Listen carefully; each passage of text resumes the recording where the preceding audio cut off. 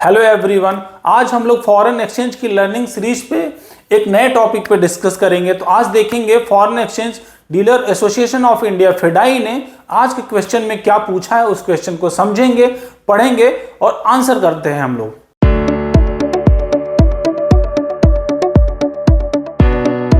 तो चलिए टाइप करते हैं हम लोग फेडाई और सर्च करते हैं फेडाई की क्विज को। क्या है आज की फेडाई की क्विज में? तो आज की फेडाई की क्विज में है individuals resident in India are permitted to include non-resident Indian NRI close relative as a joint holders, ठीक है, in all type of resident bank accounts on either or survivor basis. What appropriate action shall be taken by the AD bank on any eventuality where the non-resident account holders become the sole survivor of such an account? तो question को हम लोग easy way में समझते हैं।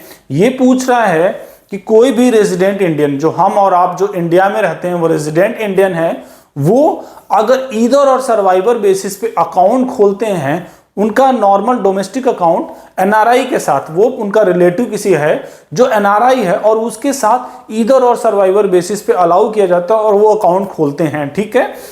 तो अगर miss happening होती है और जो रेजिडेंट इंडियन है वो नहीं हो, तो अब मोड ऑफ ऑपरेशन उस अकाउंट का क्या होगा और जो एनआरआई है वो अकाउंट को कैसे हैंडल करेगा।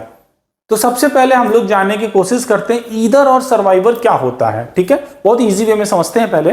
तो सबसे पहले जो है एनआरआई, आपको पता ही है एनआरआई वो पर्सन जो इंडिया के बाहर रहता है, एज पर income tax 182 days and above जो भी इंडिया से बाहर रहता है वो एनआरआई काउंट किया जाता है। अगर नॉर्मल सिनेरियो में बात करें तो वो इंडियन सिटीजन जो इंडिया का सिटीजन, इंडिया का पासपोर्ट रखता है, बट वो किसी स्पेसिफिक पीरियड में 182 डेज या अबव बाहर रहता है इंडिया के, तो वो एनआरआई काउंट किया जाता है। अब क्विकली समझते हैं रेजिडेंट इंडियन, हम और आप जो इंडिया का निवासी है और इंडिया में ही रहता है, वो रेजिडेंट इंडियन काउंट किया जाता है, ठीक है।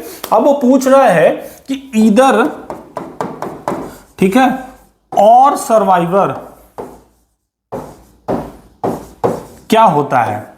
तो ये मोड ऑफ ऑपरेशन क्या है? तो सबसे पहले ये है कि कोई भी रेजिडेंट इंडियन अगर किसी एनआरआई के साथ ज्वाइंट होल्डर होना चाहता है तो वो अलाउड है, बट जो मोड ऑफ ऑपरेशन होगा वो ईदर और सर्वाइवर। अब सबसे पहले समझते हैं ईदर क्या है। ईदर मतलब कोई भी, मतलब ये और ये।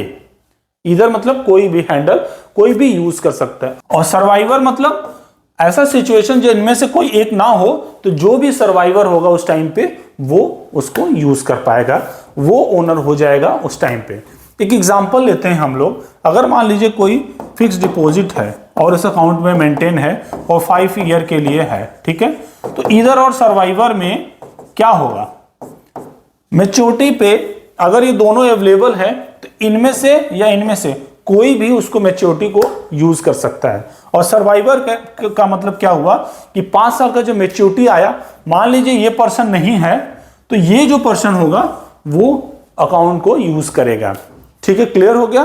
तो यहां क्वेश्चन में भी यही पूछ रहा है कि रेजिडेंट इंडियन जो इंडिया के निवासी है वो मिस हैपनिंग में नहीं है, तो एनआरआई क्या यूज कर सकता है, और अगर यूज कर सकता है उसका मोड ऑफ ऑपरेशन क्या होगा, वो अकाउंट कैसा कहलाएगा, ठीक है। चलिए इसको देखते हैं।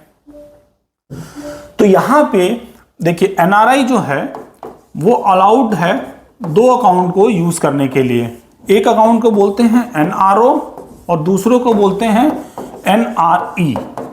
ये अकाउंट जो है वो डोमेस्टिक यूज के लिए होता है, मतलब जो इंडिया से जो भी इनकम अर्न हुई होती है वो एनआरओ अकाउंट में रखी जाती है, क्योंकि ये जो है ये बेसिकली टैक्सेबल होता है और ये फ्रीली रिपैट्रिएबल नहीं होता। मतलब अगर किसी फाइनेंशियल ईयर में इसका सारा पैसा लेके जाना चाहते हो आउट ऑफ इंडिया, तो $1 मिलियन से ज्यादा आप नहीं ले जा सकते, ठीक है, $10 लाख। और एनआरई जो अकाउंट है वो टोटली टैक्स फ्री होता है और फ्रीली रिपैट्रिएबल होता है, ठीक है। क्यों? क्योंकि ये बाहर से अर्न किया पैसा है, ऑलरेडी टैक्स दिया होगा और बाहर से भेजा गया है, तो जब भी चाहे ये बाहर लेके जा सकता पूरा का पूरा, बट ये नहीं लेके जा सकता पूरा।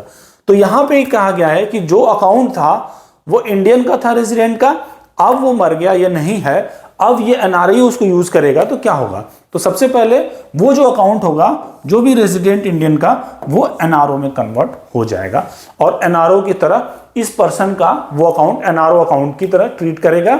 ये मतलब ये होगा कि इसका डोमेस्टिक अकाउंट है और जो भी होगा वो टैक्सेबल होगा, उसकी local income, domestic income, India की इनकम कही जाएगी। चलिए अब क्वेश्चन का आंसर करते हैं हम लोग।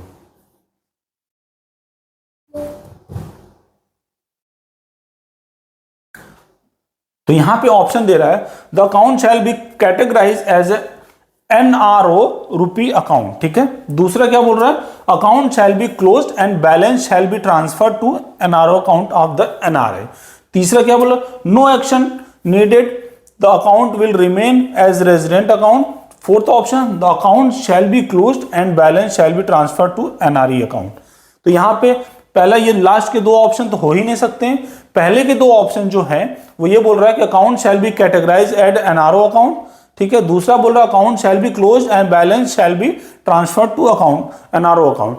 तो नहीं, अकाउंट क्लोज करके ट्रांसफर नहीं किया जाएगा, उसी अकाउंट को जो एडी है वो एनआरओ की तरह ट्रीट करेगा, उसको एनआरओ रिकॉग्नाइज कर देगा। तो आंसर होगा फर्स्ट वन, यस। तो हम लोग फॉरेन एक्सचेंज की सीरीज में डे टू डे बहुत सारे वे से हम लोग सिखाने की कोशिश कर रहे हैं, चाहे फेडाई के क्विज के थ्रू या स्पेशलाइज्ड वीडियो बना के। आप हमारे चैनल को अगर पसंद कर रहे हो तो प्लीज लाइक करिए और सब्सक्राइब करिए, और हमारे लिए कोई भी सजेशन हो तो प्लीज हमें कमेंट करते रहिए। Thank you everyone.